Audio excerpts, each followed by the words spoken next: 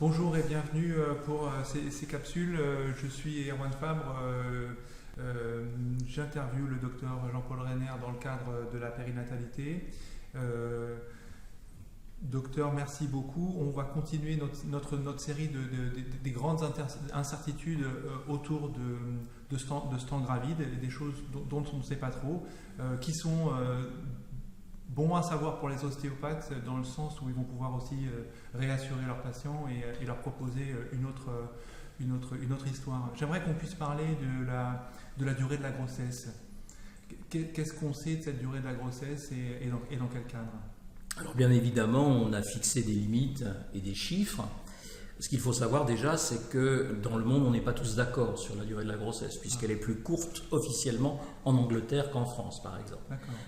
Donc, vous voyez, c'est déjà une variable, c'est pas une certitude. C'est-à-dire de combien de temps? On parle de combien de Il y a, je crois, 3 semaines d'écart. C'est-à-dire qu'il y a plus de post-matures en Angleterre qu'en France. Donc voilà, c'est ce qui permet d'expliquer. Alors c'est vrai que la post-maturité est un problème, non pas par rapport à la durée de la grossesse, mais c'est vrai qu'elle peut poser un réel problème, la post-maturité, dans la mesure où il faut bien comprendre que la durée de la grossesse est essentiellement liée à la capacité de l'intendance, c'est-à-dire le placenta, à assurer la nutrition du fœtus. Autrement dit, vous avez des grossesses qui vont être courtes, mais avoir trop duré pour certains enfants parce que le placenta est pathologique. Donc, la durée de la grossesse est liée aux capacités placentaires. Donc, à son implantation, à la richesse de sa vascularisation, enfin, tous ces éléments qui font justement que certaines femmes vont pouvoir sans dommage dépasser leur terme et d'autres pas. D'accord.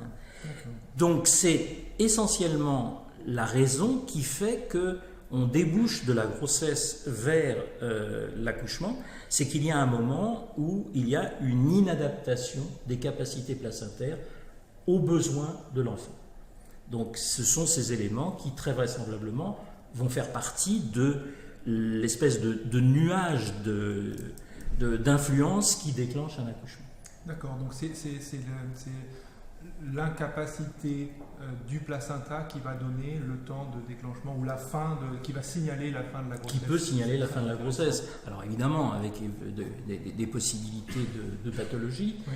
Mais en règle générale, il n'est pas utile d'essayer de faire durer une grossesse où un placenta serait insuffisant. Pour vous donner une petite notion sur cette interaction qui existe entre les deux. Donc il y a vraiment une importance de cet organe du placenta. Le placenta est extrêmement important, effectivement, pour déterminer donc la durée optimale. Ce ne sont pas des chiffres statistiques qui permettent de dire ce genre de choses, parce qu'il faut justement se garder de cette référence à la moyenne. Oui. Chaque femme a une grossesse unique parce qu'elle a un enfant particulier. Tout à fait.